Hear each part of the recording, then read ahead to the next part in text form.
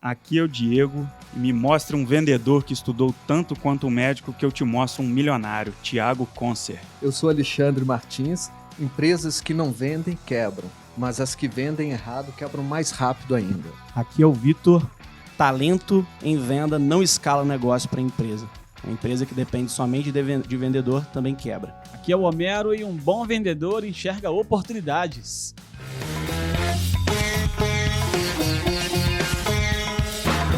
Cidade Pega Pra Fazer.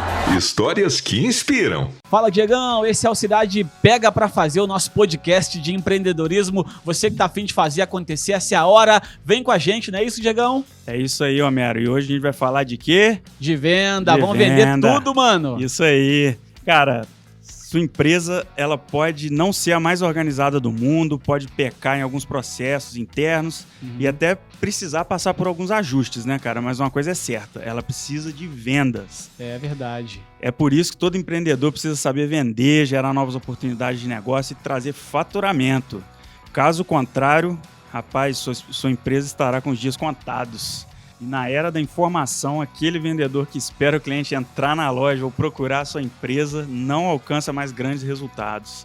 Hoje a venda é relacionamento, é ir atrás do cliente na internet e mostrar que você pode resolver um problema que ele provavelmente enfrenta no dia a dia.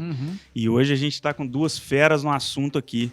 O Vitor Baesso, que é CEO do Hackeando Processo, formado em Growth Hacking pela Gamma Academy e em negociação pela Harvard Business School. Segura essa aí, Caraca, né? mano. Eita! E o Alexandre Martins, que é diretor comercial e de marketing na Vision Software e na Manager Saúde, além de sócio e instrutor de mergulho. Cara, mergulhador. Caraca, aí, mano. E formado em administração com MBA em empreendedorismo e negócio pela UFJF. Time pesado, hein? Ou seja, quase não vendem, né, velho? Quase não vendem. Quase não vendem. Só tem a venda no DNA. E, cara, a gente, pra começar esse papo, eu queria falar que todo mundo é vendedor na vida, né, cara? Pra qualquer coisa. Você, desde um trabalho na escola, na faculdade que você vai apresentar, você tá vendendo uma ideia, então, em todo momento, você precisa vender. E essa habilidade, digamos assim, para o empreendedor é fundamental, né, cara? Então, hoje existe até um certo preconceito em torno da profissão do vendedor, que algumas pessoas, né, as mães, conseguem um emprego pro meu filho, né, pode ser até vendedor. Verdade, Então, rapaz, tipo, isso rola mesmo. É o último caso, né, meu amigo? Mas é o que eu falei na frase inicial, vendedor que estuda pesado é o cara que vai se dar bem. E aí eu boto no papo aqui o Vitor e o Alexandre para contar um pouco da experiência deles nessa área de venda e se eles concordam aí com essa informação que todo mundo é vendedor e se existe um preconceito mesmo aí nessa profissão. Isso aí, sem dúvida. Primeiro, agradecer o convite aí, Diegão, Homero, toda aí a Rádio Cidade. Prazer estar aqui com vocês. Tem um mentor, né, de negociação que chama Michael Wheeler, lá dos Estados Unidos. Ele tem uma frase que é mais ou menos o seguinte: nos negócios e na vida você não recebe o que você merece, você recebe aquilo que você negociar, né, que envolve muito isso. E primeiro ponto, eu acredito que todo mundo precisa ser vendedor, né, porque todo mundo precisa convencer alguém de alguma informação, seja no emprego, seja aí um líder com um liderado, seja em relacionamento, e isso demanda um conhecimento de como convencer, como persuadir e como conseguir realmente vender aquela informação que você quer gerar. Então, eu acredito que todo mundo é vendedor. E fazendo um ponto bem interessante do que você trouxe, né, em relação a essa visão sobre vendas, se venda é realmente algo que os nossos pais às vezes não querem que a gente seja vendedor, né? É muito interessante que quando a gente vai analisar a história das vendas, a gente vê que dentro lá da nossa linha do tempo existe uma era, em 1700, ficou conhecida como Snake Oil Selling. E o snake por causa de cobra mesmo, que foi a época onde as pessoas começaram a ver que os vendedores eram pessoas que tentavam enganar, né, manipular para conseguir vender. Então isso é uma imagem que foi criada lá em 1700 e que até hoje está na nossa cabeça, né? Cara, que bacana. E, Alexandre, como que você enxerga essa relação aí? Você também acha que todo mundo é vendedor? Então, Diego, primeiro eu ia agradecer você, a Rádio Cidade, Homero, né, o Vitor aqui como companhia aqui. A questão da venda ela é um processo natural, né? Ela é um processo que acontece o tempo todo, porém as pessoas não se dão conta desse processo. Então, as pessoas se vendem o tempo todo. A gente se vende para os nossos pares, né? Que são as melhores opções para eles. A gente se vende aí para os nossos sócios, para os investidores, e vendemos aí também confiança, vendemos imagem e vendemos até sonhos, né? Então, como o Vitor falou, é engraçado, mas tem um estigma de caixeiro viajante, né? Aquele cara que ia de cidade em cidade, ia de porta em porta, vendendo, e ali ele ia trapaceando, ele ia tentando lucrar ao máximo, vendia o preço do arroz para o outro era dobrado, e ali ele ia ganhando essa fama de mau vendedor, né? Mas algumas pessoas até agem de má fé. Hoje eu acho que isso mudou. Isso pode acontecer hoje, né? Aquela venda onde o vendedor e o comprador podem nunca mais se encontrar. Então acaba que ali existe uma relação que ele pode querer ganhar um pouco mais, né? Quando você vai numa praia na época de verão, é diferente o preço, o tratamento que você recebe numa época de baixa temporada. Então, sim, o processo de venda ele faz parte do ecossistema do negócio, né? É um processo importantíssimo, acontece aí com todos, sendo um processo essencial para chegar no cenário atual. Então, foi numa tentativa de achar um novo mercado, né, para comercializar com as Índias, entre Ocidente e Oriente, né, entre a Europa e o Oriente, que descobriram a América e que descobriram o Brasil. Então, o processo de negociação ele fez parte da expansão do mundo e continua fazendo até hoje, com as empresas precisando crescer. Porém, igual o Vitor falou, o processo de venda ele vem se refinando, ele vem se melhorando com o tempo, e a gente precisa tirar esse estigma de que o vendedor é um cara trapaceiro. Não. Hoje o vendedor são pessoas que ganham os melhores salários das empresas, às vezes como diretores, às vezes mais do que os seus supervisores, porque são comissionados. E o melhor vendedor, o bom vendedor, ele sempre tem lugar em qualquer empresa, mas não podemos nos tornar refém desse melhor vendedor. Exatamente. Foi aquilo que você falou, né? Da questão do talento, né? Talento no escala negócio.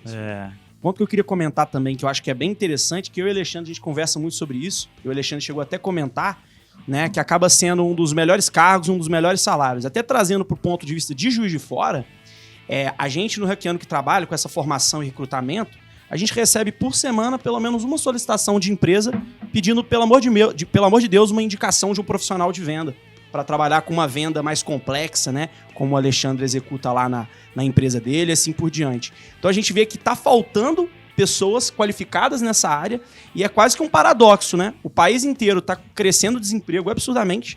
Como que pode, né, as empresas não conseguirem mão de obra qualificada, né, Alexandre? Isso é até uma dificuldade que eu acho que você vê também, né, na prática. Exatamente, né? A gente enxerga e é difícil realmente você conseguir aquele bom vendedor. E hoje, na verdade, o processo de venda ele foi fragmentado, né? Ele foi dividido. Então tem a necessidade de se criar especialistas em cada área desse processo, o que tornou mais difícil ainda, porque o que se fazia com uma pessoa, hoje você precisa de pelo menos 3 ou 4 para completar a jornada desse prospect até ele virar cliente, né? Então, realmente, o mercado não para. Qualquer vendedor que chegar em uma empresa e tiver um currículo bom, ele atrai negócio, ele traz negócio para aquela empresa. Vou aproveitar o momento de lazer que eu vou falar. Eu comecei vendendo plano funerário, velho. De porta a porta. Em 2002.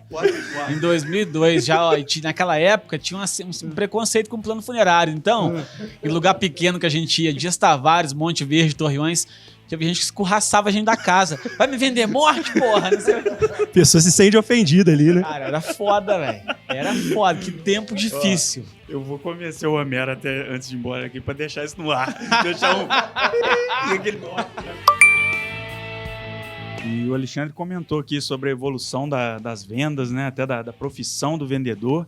O vendedor que se apega às velhas fórmulas, ele não vai performar mais, né, cara? Então, Diego, com o advento da internet, agora mais ainda com a transformação digital, esse modelo de vendas vem se modificando, né? Muitas vendas são feitas de forma tecnológica, onde existe pouca interação entre as pessoas, mas até mesmo atrás dos processos de automação existem pessoas respondendo para aquele processo de venda, né? E as vendas consultivas, aquelas vendas com ticket médio mais alto, elas são vendas relacionais, elas são vendas, né, de pessoas para pessoas. Então, como os vendedores são fatores críticos das empresas, a maioria possui uma técnica de venda bem ultrapassada, né? São aqueles vendedores que ainda vendem de forma sentimental, de forma relacional, que vendem e fazem tudo para o cliente, abaixam preço, dão desconto. Então, a venda a qualquer preço, né? E esse tipo de vendedor, quando a gente analisa, ele acaba trazendo um pouco de prejuízo para a empresa. Então, assim, esse cenário mudou. O cenário onde temos informações disponíveis, ferramentas tecnológicas e digitais a nosso favor, a gente precisa investigar sobre o nosso cliente, a gente precisa consultar sobre o nosso cliente e, do mesmo jeito, a empresa também ela se modernizou nesse processo de venda, né? Então, hoje a venda começa com o marketing, né? Entendendo a persona, entendendo a dor do cliente, gerando uma informação para esse cliente, uma campanha de marketing com uma isca para esse cliente. A partir disso, esse cliente recebe uma ligação de um SDR, que é um comercial voltado para a prospecção do cliente, e ativou esse cliente, conseguiu conversar, esquentou esse cliente, aí ele passa para o comercial fazer uma apresentação de produto, uma demonstração, uma negociação e o fechamento da venda. Então a venda ela foi fragmentada para que a gente não fique na mão de um único vendedor, né? Então o processo ele foi refinado e cada etapa desse processo ela tem que ser composta por especialista, né? As pessoas não querem se relacionar mais com vendedor, elas querem se relacionar com especialista, com autoridade, com pessoas que saibam mais do que ela do seu próprio negócio. Aí você tem um processo de venda bem feito. Uma venda que realmente ela vai ter fit, ela vai ter uma aderência e o cliente vai sair satisfeito. Porque mais importante do que vender é vender bem vendido, entregar o que você prometeu para o cliente, gerando novas vendas, novos relacionamentos e indicação. Resolvendo o problema do cara. Exatamente. E fidelizar o cara, né, Alexandre? Exato, Homero. Fidelizar, porque esse cliente ele tem que ser o seu advogado, ele tem que te indicar para outros clientes. O custo de aquisição do cliente é muito caro. Então você tem que manter o cliente na sua base satisfeito para que esse cliente te indique novos clientes e você tenha um custo menor, né? Aí a gente chama de uma venda orgânica, que ela vai acontecendo na sua própria carteira de clientes. E também quem... é o cara que manja muito disso. Boa. E também quem comprou uma vez, se o produto for bom, compra de novo, né? De novo. O Alexandre foi perfeito ali no comentário. O que é um processo de vendas, né? São as etapas que o vendedor tem que seguir para fazer com que a pessoa, né, ela passe, avance em cada uma das suas jornadas de compra. Então, o processo de vendas, ele linka com a jornada de compra do consumidor. O que é essa jornada? São as etapas que a pessoa precisa passar para que ela entenda que ela tem um problema e que ela precisa de uma solução específica e que a sua solução é melhor. Depois que a gente é educado, a gente entende que a gente necessita realmente daquela solução. E aí, o que acontece? Acontece que a jornada de compra do consumidor, ela vai evoluindo com o tempo. Como a jornada evolui e o processo de vendas ele se vincula a essa jornada, o processo também evolui. Por exemplo, a gente está num momento aí complicado, né? Eu estou até trazendo uma analogia, né? Em 1929, o modelo de venda lá nos Estados Unidos, porta em porta, depois da crise, a venda porta em porta, ela começou a ser o modelo de venda mais utilizado nos Estados Unidos, em 1929. E veio junto, né, com a questão da grande crise, né, que ocorreu em 29. Né? Inclusive, eles chamaram isso de multiselling, um modelo porta em porta. E olha que é um modelo que surgiu em 29 e até anteriormente à crise, anteriormente à quarentena, era o modelo mais utilizado no Brasil. O Brasil utiliza um modelo de venda, né, da década de 90 anos, quase 100 anos atrás. Né? E aí, até uma pergunta para o Alexandre. Alexandre, você acha que vai mudar, né, com essa nova crise, com essa quarentena, com esse problema que a gente está vivendo? O modelo de venda no Brasil vai mudar?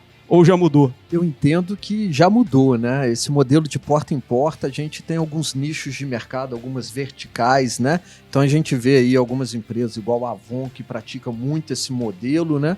Mas o modelo já mudou. Existem algumas empresas, algumas verticais que ainda não atentaram para isso. Porém, com esse novo cenário, esse novo normal, eu acho que muita coisa vai mudar. E assim, a gente viu a igreja e os cultos indo para a era digital. Imagina a transformação que vai acontecer dentro das nossas empresas, né?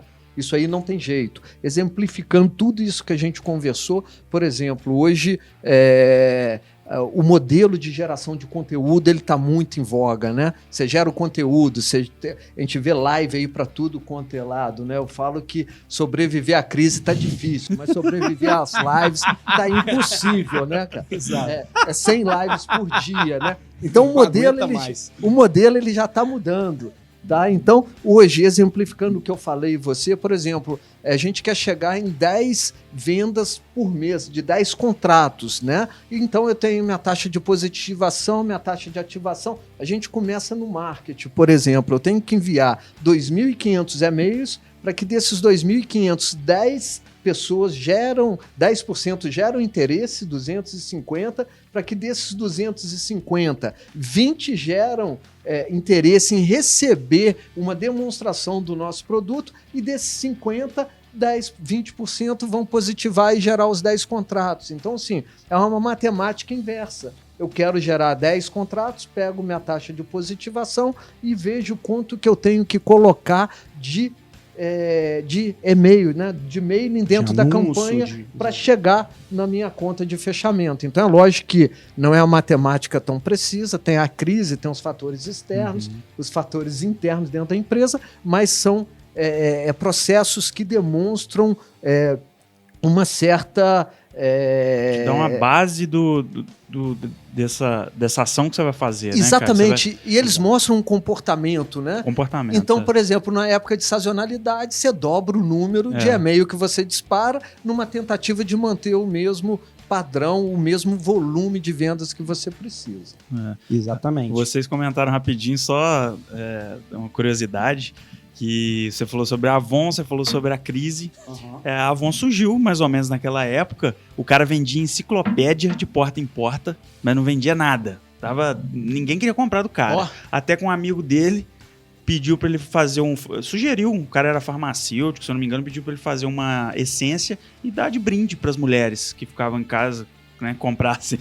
Aí ele apresentou a primeira vez, deu esse brinde e de lá, depois disso, as mulheres procuravam ele para comprar o perfume, não a enciclopédia. E aí o cara falou, peraí, tem um negócio diferente aqui. Aí começou a fazer as fragrâncias e tal, e nasceu a Avon, bicho. Caraca, velho. É nesse esquema, o feeling do vendedor aí daquela época, né? Esse modelo de porta em porta, às vezes ele pode acontecer sem a gente perceber, né? Por exemplo, o Magazine Luiza, quando ele vai entregar um produto na sua casa, os entregadores, eles têm um questionário que ele tem que responder do que ele viu na sua casa e não viu.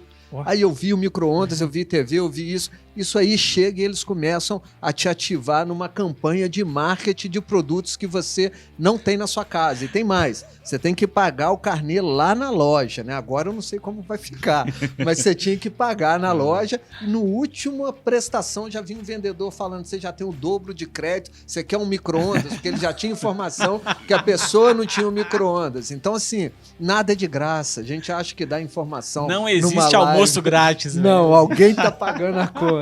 Entendeu? Então não existe.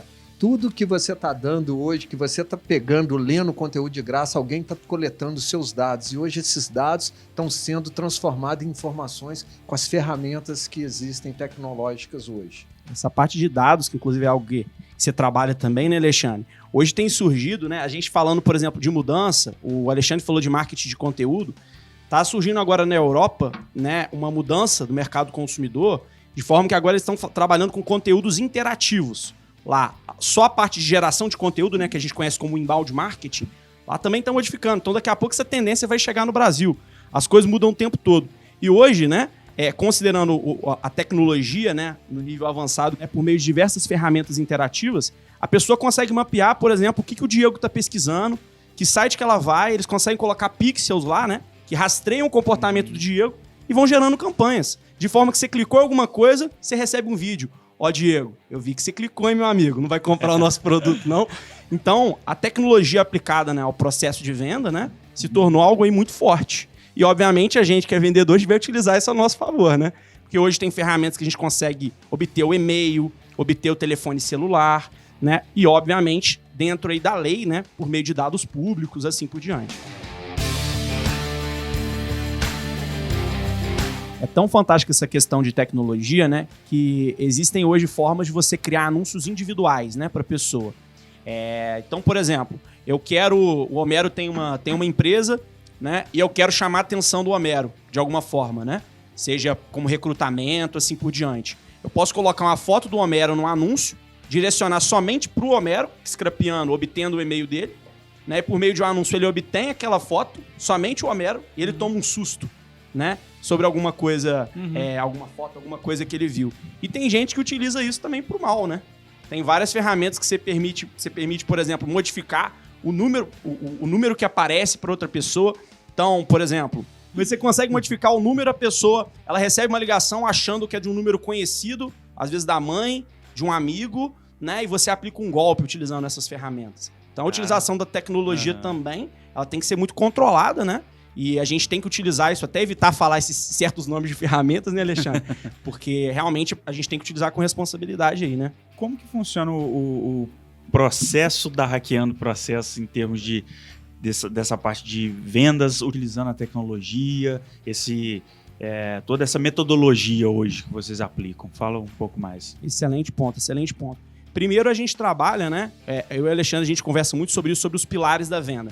A gente trabalha com 3 pilares principais da venda: processos, pessoas e tecnologia.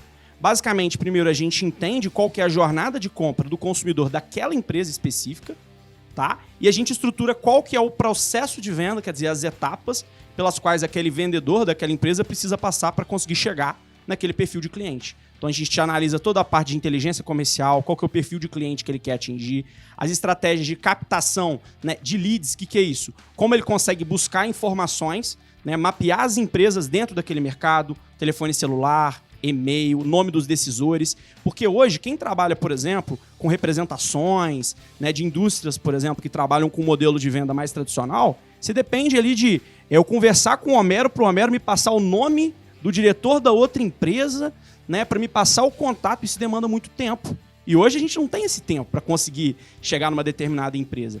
Depois que a gente estrutura isso, a gente estrutura o nosso processo de prospecção, que é basicamente as estratégias para conseguir captar, entrar em contato com aquela empresa. Você fez um comentário no início, Diego, que foi muito importante. As pessoas, as empresas hoje, elas não podem esperar uma demanda chegar. Você tem que ir ativamente chegando até uma determinada pessoa. Você ficar de braço cruzado, vai chegar muito pouca demanda te procurando. E depois todo o processo de venda, a etapa de qualificação, né, diagnóstico, como apresentar uma boa oferta, né, como fazer um acompanhamento depois daquele cliente. Uma coisa que eu acho muito importante, né, as pessoas aí que estão ouvindo também trabalham com venda, né, é muito comum, né, as pessoas acharem que num processo de venda, a última etapa é a apresentação da proposta. Você apresenta a proposta, envia o orçamento, finalizou. Fechou. E aí você esquece o cara. Não é. Existe uma etapa que a gente chama de fechamento, onde ele realmente avança na jornada de compra, de consideração da solução para decisão de compra. Onde ele decide que, de todas as soluções que ele viu, a sua solução é a melhor. E aí a gente tem pessoas mais analíticas, mais pragmáticas, mais expressivas, perfis diferentes. E essas pessoas, elas demoram mais para tomar uma decisão. Finalizando isso, depois que a gente estrutura esse processo, a gente define quais são as melhores ferramentas para aplicar. Tem ferramentas que te auxiliam a automatizar e-mails no contato de prospecção, para facilitar um contato de telefone, para gravar as ligações que você faz via cold call, né? As ferramentas como CRMs, né? Como o próprio Alexandre gosta de falar, os PRMs, né, Alexandre? São basicamente ferramentas onde a gente gerencia o contato com os nossos potenciais clientes, assim por diante. E depois, não adianta só a gente ter processo e tecnologia se as pessoas não sabem rodar isso. E um detalhe do CRM, PRM, enfim, do sistema, né, do software, ele auxilia até aquilo que a gente já comentou aqui, que, cara, o vendedor saiu da empresa, e aí? Você tendo um software, as informações estão lá. Tem um histórico ali, tem um histórico ali, tem os dados do cliente, tem as etapas que ele já tá, né, já passou na venda, e aí quem assumir esse cargo, vamos dizer, pode ter acesso às informações e conduzir a venda, né? Muito mais fácil. Essa que é um dos benefícios, né? É exatamente isso, Diego. Igual o Vitor falou, a gente tem aí 3 pilares básicos, né? Pessoas, processos e tecnologias. Associado a esses pilares, a gente tem estratégia da empresa e os planos de ações, né? Então, quando você junta aí esses 5 elementos, você tira esse processo de depender a empresa somente de uma pessoa. Associada a tecnologias de gestões, né? CRM, PRM, BI, você tem um registro de todos aqueles contatos, você tem o follow-up, você tem tudo que foi conversado com o cliente, e se aquele vendedor sai da empresa, você tem como reaquecer aquela venda com uma outra pessoa assumindo aquele papel, assumindo aquele ponto importante. E hoje o que está acontecendo é que antigamente os clientes vinham comprar, né? Hoje as empresas estão fazendo push, né? Fazendo o empurrão da venda naquele cliente, evangelizando aquele cliente, mostrando que ele precisa daquele produto. Então, eu costumo falar, igual você comentou aí sobre a tecnologia que usa, né? Nesse novo cenário, o meu concorrente não é o concorrente. Na verdade, a tecnologia que ele está usando na empresa dele. É isso que eu estou concorrendo. A gente viu o Uber, que tem carro, tem estrada e tem passageiro igual o táxi. Porém, ele tem uma tecnologia que proporciona a ele um diferencial competitivo. Então, a empresa hoje que não se adequar, não integrar, não automatizar e não entrar nessa transformação digital, possivelmente está com os dias contados. Excelente. Eu gosto de fazer uma analogia, né? Até pegando o gancho do Alexandre aí. Quando eu comecei a trabalhar com venda, eu vendia serviços de engenharia e eu vendi muito serviço de segurança do trabalho, adequação à norma regulamentadora de segurança, que era basicamente analisar se a máquina, por exemplo, está com botão de emergência, né? Se a máquina está com algum problema elétrico, algum problema específico. E o que acontecia é que a maior parte das vezes das empresas, vendia para Juiz de Fora e região, a maior parte das indústrias, né, não queriam comprar aquilo. Eles só queriam comprar aquele serviço quando eles recebiam uma multa. Então, fazendo essa analogia agora, a maior parte das pessoas acha, não, esse vendedor vai ficar comigo até o final, né? Esse vendedor, ele anota tudo na agenda dele no celular. Do nada, o vendedor sai, vai para uma outra empresa, recebe uma proposta melhor. O que acontece? Toda a carteira de clientes estava no celular do vendedor. Não. E muitos levam, inclusive, embora. Então, de um dia para a noite, você estava com um negócio bom, com uma equipe de vendas que te gerava valor, do dia para a noite, por não se preocupar com isso, você acaba perdendo o negócio. E aí, né, entra a mesma coisa. Depois que você recebe a multa, você pensa, deveria ter me preocupado antes. Realmente. E, cara, o Vitor citou rapidinho, né? As pessoas acham que fez a venda, acabou. Hoje, principalmente em algumas áreas, como na área de software, o pós-venda importa muito. E hoje existem novas funções aí, como funções de CS, né? Customer Success, que é voltado ao sucesso do cliente, que basicamente é o seguinte: o cara te contrata, né, um software, produto, qualquer que seja, serviço, e ele precisa de resultado com aquilo. E aí, cara, se ele não souber usar a ferramenta, simplesmente, ele não vai ter resultado. Ele não tendo resultado, ele não vai renovar com a empresa. Vai falar, pô, isso não me atendeu, não resolveu. Isso não funciona. E a maioria das vezes o cara ainda bota a culpa na empresa, né? É verdade. Então hoje as empresas estão preocupadas e se estruturando para colocar setores específicos preocupados com o sucesso do cliente. O cara tem que ter resultado, né? E vocês têm experiência nessa área aí. Hoje na empresa do Alexandre, vocês estão estruturando isso exatamente, né? Exato, Diego. Principalmente aí na área de software, né? Que a gente tem a receita recorrente, que é aquela receita onde o cliente ele compra um licenciamento, ele vai pagar, né, uma garantia de software, mais conhecido como mensalidade, né, para utilizar o seu produto. A venda ela não termina. O funil, que era só um funil de prospecção, negociação e fechamento, ele abre a partir do momento que o cliente fecha um contrato, né? Porque aí você tem a fase de implantação, você tem a fase de treinamento, de entrega da solução, de engajamento do cliente, aí você tem uma fase de evolução desse cliente, né? Para ele começar a entrar num app cross, né? Numa venda de novos produtos, de novas versões. Então, toda empresa de software ela tem aí um volume grande de clientes entrando, são aqueles primeiros clientes que normalmente são pessoas conhecidas, depois ela tem um mercado que dilata um pouco mais, né? Que é o mercado que você não conhece, não é a venda orgânica, a gente tem aí no Receita Previsível que fala exatamente disso, é a venda mais difícil, e depois você tem algumas vendas mais de de retardatário, de empresas ainda que não aderiram àquela tecnologia. Porém, quando está chegando nesse movimento, você já tem que ter uma nova versão, um novo produto para você vender na sua própria base. E se você não tem o sucesso do cliente, né, o Customer Success, né, aí que todo mundo está falando hoje em dia, o que é? A empresa se comprometendo com o sucesso do cliente. Então, a gente observa que isso começa no processo de venda, quando você promete somente o que você pode entregar. Então você tem que trabalhar o cliente que tem fit, aquele cliente que tem aderência ao seu produto, que vai comprar, pagar e utilizar o seu produto. Porque senão isso gera um churn e aí você começa a ter aí clientes cancelando. Então primeiro, setar a expectativa do cliente, vendeu, você entrega o que você prometeu ou mais do que você prometeu e a partir desse momento você tem que mapear o cliente no uso da sua solução. Isso aí faz com que ele tenha sucesso, né? No nosso caso, o software é para gerar receita para o nosso cliente, né? Ele fica um marketplace entre uma empresa que negocia com hospitais e os distribuidores que respondem. Então, se a gente não gerar venda para o nosso cliente, ele cancela.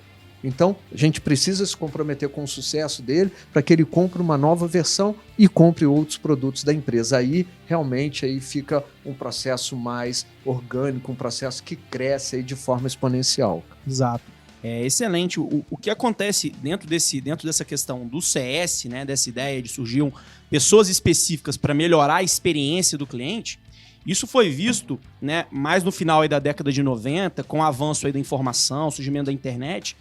Eles começaram a analisar as mudanças no mercado, as mudanças de consumo, e eles começaram a ver que as pessoas começavam a valorizar muito mais a experiência de compra. Uma pessoa ela não quer ir num salão, numa barbearia, né, e só fazer a barba. Ela quer jogar sinuca, ela quer tomar uma cerveja, quer bater um papo, né? Tem um grande amigo que também corta meu cabelo, faz a barba. Ele uma vez perguntou, cara, qual que é o nosso diferencial? Ele chama Fábio. Eu falo, Fabão, eu venho aqui pela resenha, pra trocar ideia. Então as pessoas começaram a valorizar a experiência, né? Isso foi comprovado por meio de uma teoria, de uma metodologia que eles chamaram de Customer Centric Selling. É o cliente, né? É o consumidor no centro. Então começou a surgir as empresas, por exemplo, lojas onde você entra e a pessoa te oferece uma cerveja, né, alguma coisa diferente. Tem as óticas que oferecem até picolé. Então você começou a ir muito mais pela experiência. E a ideia de você ter um departamento de CS, você ter pessoas específicas, é inclusive com o objetivo de valorizar a experiência. A pessoa ela não compra mais o produto pelo produto. Ela compra o produto, né, pensando em como foi o contexto de venda e como foi também o contexto de pós-venda, que é o que você trouxe, né? Então valorize a experiência, que eu acho que você vai conseguir fazer mais negócio e manter mais negócio, né? Isso que o Vitor falou, não me recordo quem foi. Acho que eu já falei em outro programa aqui, Diegão. Eu vou descobrir o cara que falou isso. Falou assim, na minha época as pessoas queriam comprar Ferrari. Hoje meu filho quer só andar de Ferrari. Não quer comprar uma Ferrari, mas ele quer só andar de Ferrari. Usar, né, cara?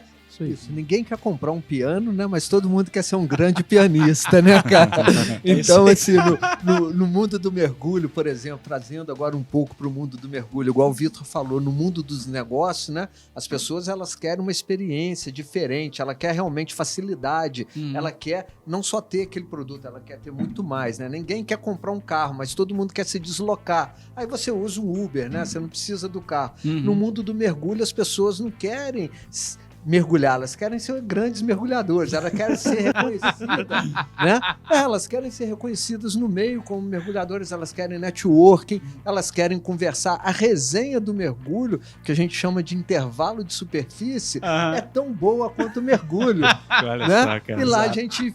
Cara, eu fiz grandes amigos, a gente tem amigos só na fase ali de 15, 18 anos, né? Depois do mergulho eu passei a fazer vários amigos aí, e é exatamente por isso. A pessoa ela quer uma experiência melhor, né? Ela quer se sentir parte do meio que ela está ali participando. Então acaba que no mergulho a gente vê muito isso, cara.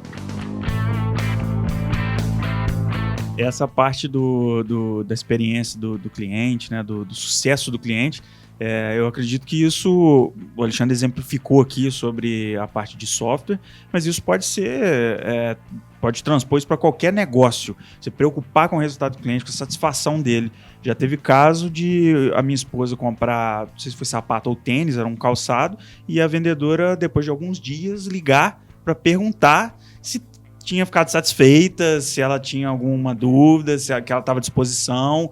Então, isso é a preocupação com o cliente, né, cara? Ó, você gostou do produto, é isso mesmo que você precisava. E isso eu acho que é fundamental hoje, até pela concorrência que está no mercado com tudo, né, cara? Tudo que você pensa em ter, tem muita gente vendendo e te oferecendo de todo lado. Acho que isso faz uma diferença danada, né? Exato. Você falou desse exemplo aí de roupa, né? Aconteceu isso comigo recentemente em uma loja, fui comprar uma camisa, etc, né? E camisa boa, camisa bacana tem em várias lojas, né? Qual foi o diferencial, às vezes, de uma loja que eu vou comprar várias vezes? Às vezes é a vendedora que manteve um contato, agora na quarentena, né? Ela levou 2 camisas para eu experimentar em casa.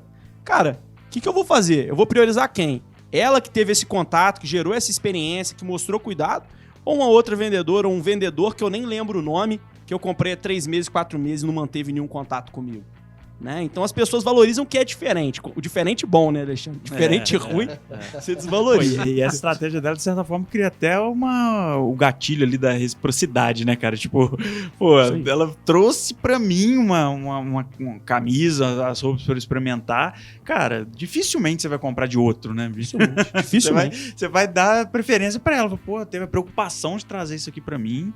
Tanto bacana. Que nos últimos meses só compro deles, cara. Tem até que dar uma variada aí. Tá vendo? É exatamente isso, transformar a experiência do cliente em uma experiência única, né? Eu li sobre um fato também que ocorreu com o banco digital, né? A mulher ligou para o banco solicitando, na verdade, fez um pedido solicitando um novo cartão. Aí lá você tem aquele questionário, lá motivo, ela colocou, meu cachorro comeu meu cartão. Né? O banco enviou para ela um cartão e mais um brinquedo para o cachorro dela. Isso aí viralizou na rede, viralizou no WhatsApp, no Instagram. Legal. Ou seja, olha a propaganda espontânea, né?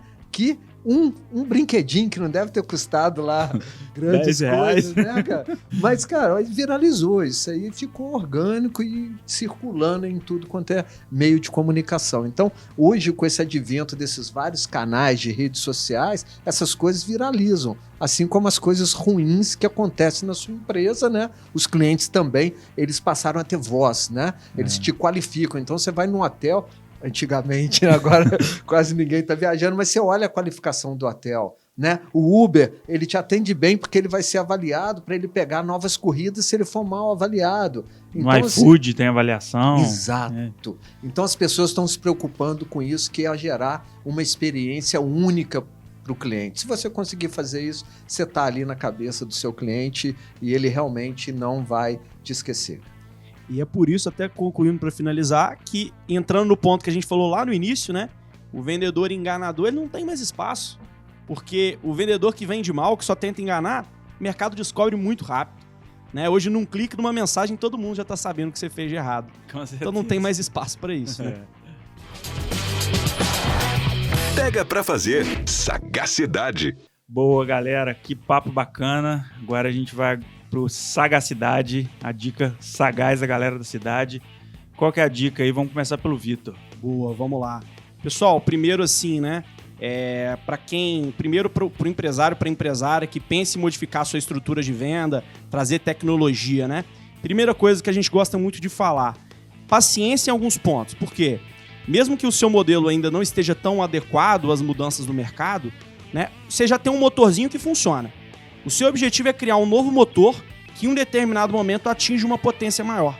Tome muito cuidado, né, ao fazer essa transição, você não fazer uma transição muito brusca e o que você já gera de receita hoje para sua empresa, você acabar atrapalhando isso naquele momento para tentar criar um novo modelo.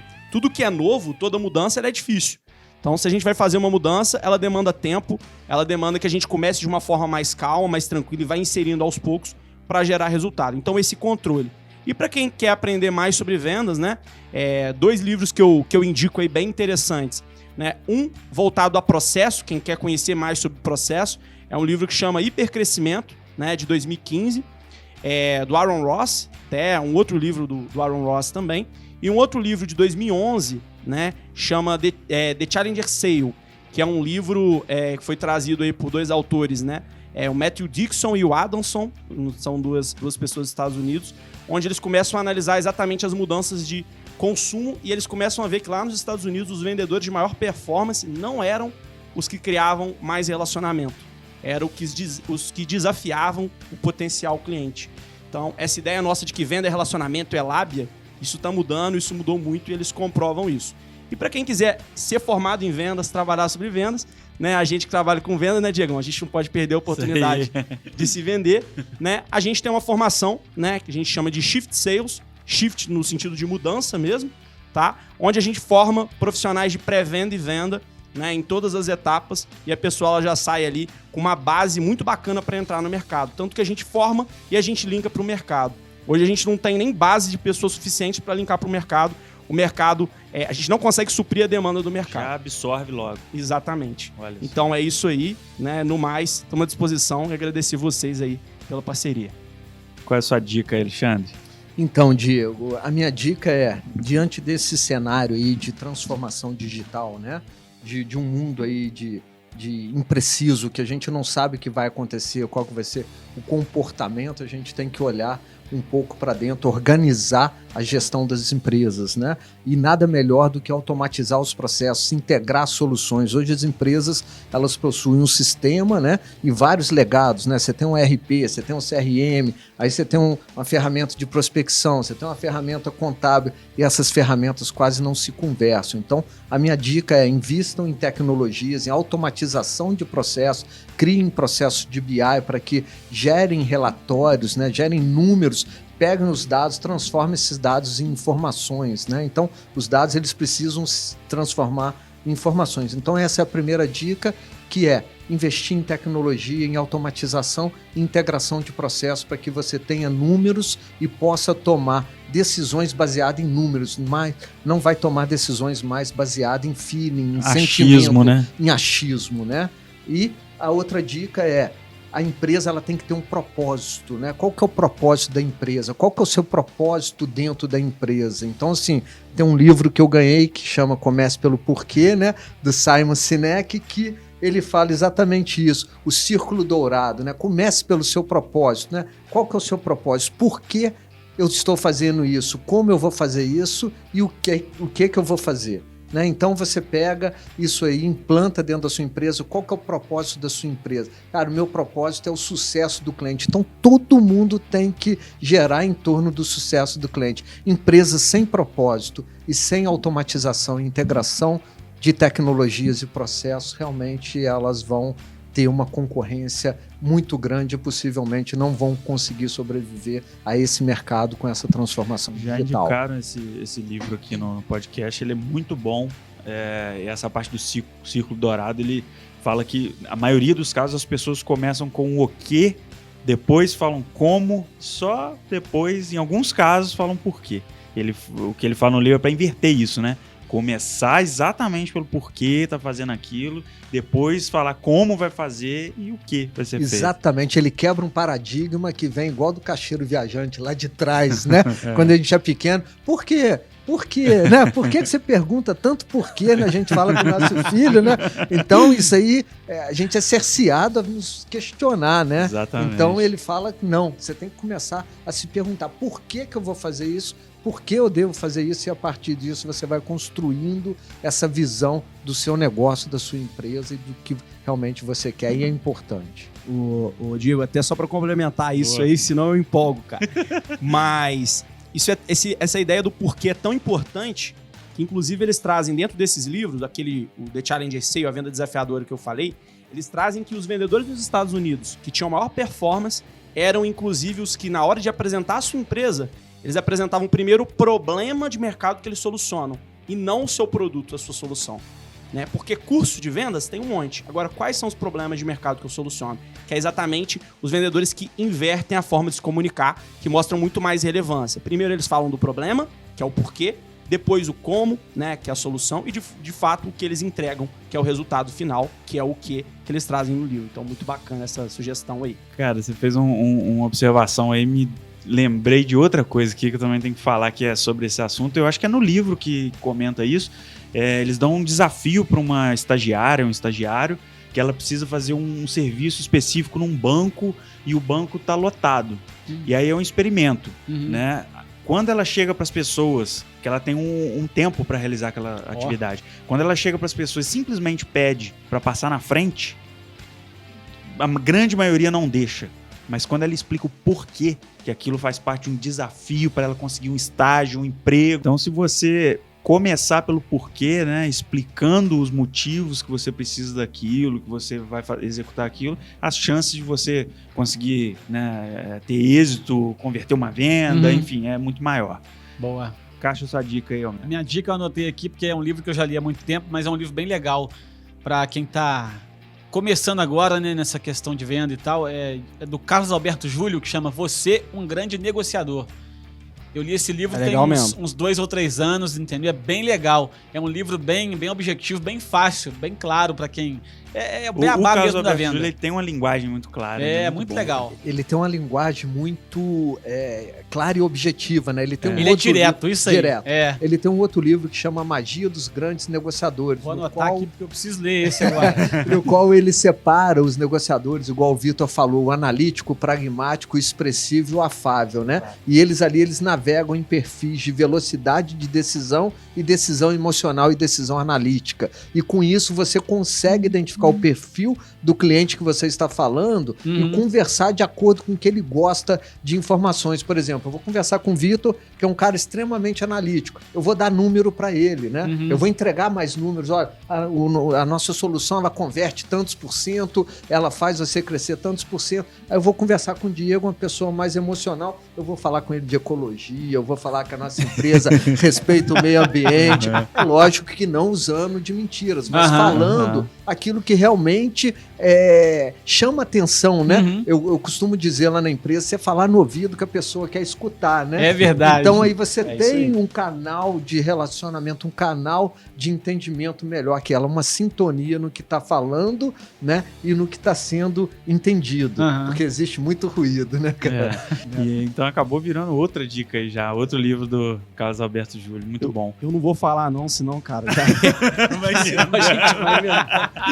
A minha dica é Robert Cialdini. Ele tem um livro Armas da Persuasão, tem outras versões, outras variações também, mas basicamente ele fala muito sobre os gatilhos mentais, né, que ele chama de as armas da persuasão.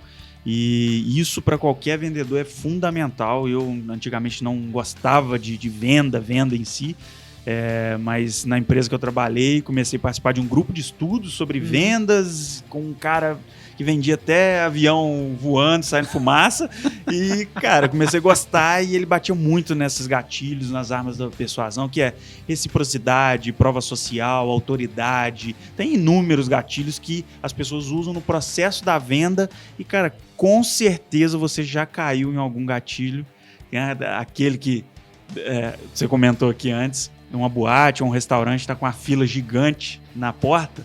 Cara, você olha e fala, pô, aquele lugar deve ser bom. Tá bombando. Tá bombando. Então, cara, isso aí é prova social, bicho. Né? Aí você resolveu ir lá, comer lá, você caiu na armadilha. Então, você usar isso aí pro bem é muito bom, né, cara? Então, fica essa dica, sagacidade aí, dica sagaz da galera da cidade. Boa. Vamos lá, Vitor, deixa seus contatos aí, rede social, da sua empresa. Beleza, pessoal. Bom, a nossa empresa, né, se chama Hackeando Processos, com H mesmo, né? HACKEANDO, beleza? Processos, tá? Um nome diferente aí. O nosso site, www.hackeandoprocessos.com. Quiser entrar em contato diretamente comigo, vou deixar meu e-mail também, é Vitor sem C, né? vitor.baesso, BAESSO, @hackeandoprocessos.com. Estamos à disposição aí para trocar ideia, para bater um papo sobre venda, né? E basicamente é isso.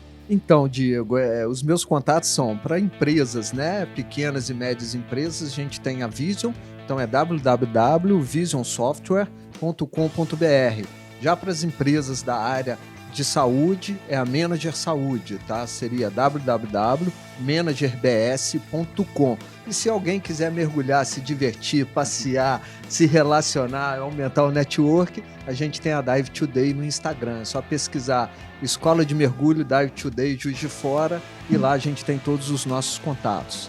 Quem quiser seguir o Pega Pra Fazer, @Pega Pra Fazer e @Diego Brugiolo. Quem quiser mandar também sugestão de tema para os próximos episódios, a gente está aberto. E os seus contatos aí de novo, Homero. Ó, vamos lá, né? Todo dia eu tô no ar às 5 da manhã, então acordou, liga o rádio que você vai me ouvir aí em 100.1. No Instagram, @Rádio Cidade JF e @homero.papaléguas. Me segue lá. E eu tenho uma dica aqui para ganhar seguidores, hein, Diegão? Quer essa dica? Cutuque uma colmeia. Elas vão te seguir insanamente. Obrigado por ouvir o Cidade Pega Pra Fazer. Compartilhe esse conteúdo com a sua galera.